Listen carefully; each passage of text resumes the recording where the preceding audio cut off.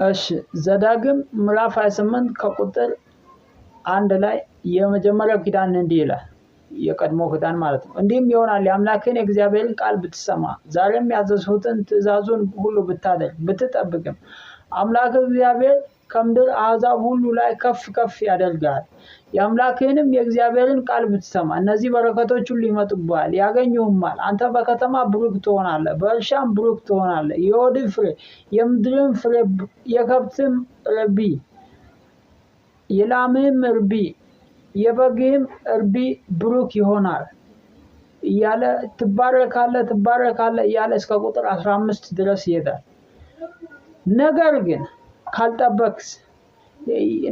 የእግዚአብሔርን የአምላክህን ቃል ባትሰማ ዛሬም ያዘዝሁትን ሥርዓቱን ትእዛዙን ሁሉ ባትጠብቅ ባታደርግም እነዚህ መርገሞች ሁሉ ይመጡብሃል ያገኙህማል። በከተማ እርጉም ትሆናለህ፣ በእርሻም እርጉም ትሆናለህ።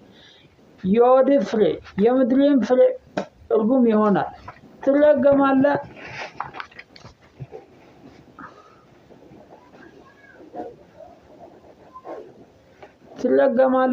አንተ በመግባትህ እርጉም ትሆናለህ፣ በመውጣትህም እርጉም ትሆናለህ። ትረገማለህ እያለ ይቀጥላል እስከ ቁጥር 68 ድረስ።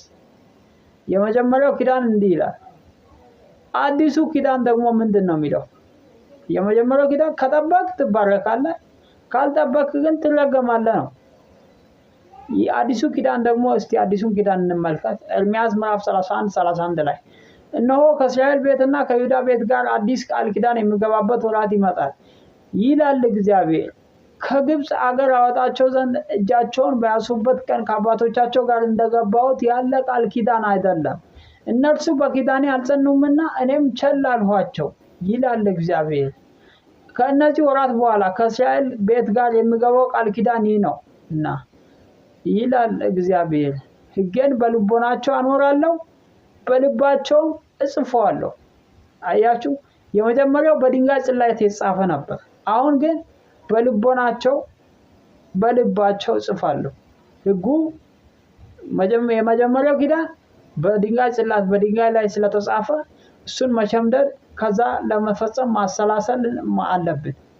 አሁን ግን ሕጉ በምን ላይ? በልቦናችንና በልባችን ላይ ነው የተጻፈው። እኔ በአንድ ወቅት የትራፊክ ሕግ የሞተር አሽከርካሪ ስለነበርኩ የትራፊክ ሕግ በአእምሮዬ ተቀርጾ ነው ያለው እና ትራፊክ ይዤ የሆነ ሕግ አልጥስም ብዬ የማይፈቀደውን መንገድ ማለት ነው አልሄድም ብዬ ወደሚፈቀደው ሲሄድ ነበር። ረጅም ነው የሚፈቀደው ደግሞ ከዛኛው ከማይፈቀደው መንገድ ካጭሩ ትራፊክ ነው፣ ምንም ችግር የለውም እኔ ብጥስም እንኳን። ግን ሕጉ በአስተሳሰቤ ተቀርጿልና ለምን በዚህ አልሄድክም ማለት። ከዛ እኔ በቃ ምን የምለውን አጣሁ እና የእግዚአብሔር ሕግ አዲሱ ቃል ኪዳን ላይ በልቦናችን ይጻፋል፣ በልባችንም ይቀረጻል። ከዛ ቀጥሎ ምንድነው? እያንዳንዱ ሰው ባልንጀራውን እያንዳንዱ ወንድሙን እግዚአብሔርን እወቅ ብሎ አያስተምርም። ከታናሽ ጀምሮ እስከ ታላቅ ድረስ ሁሉ ያውቅኛልና። ይህ ምን እያለ እንደሆነ ታስተውላላችሁ? በቃ ገበያ ላይ ወይም አደባባይ ላይ ቆማችሁ ወይንም ደግሞ ሰው በሚበዛበት ስፍራ ቆማችሁ አትስበኩ፣ ሁሉም እግዚአብሔርን ያውቁታልና እያለ ነው። ከዛ በኋላ ቀጥሎ ምንድነው የሚለው? በደላቸውን እምራቸዋለሁ፣ ኃጢአታቸውንም ከእንግዲህ ወዲህ አላስብም። አሜን ሃሌሉያ።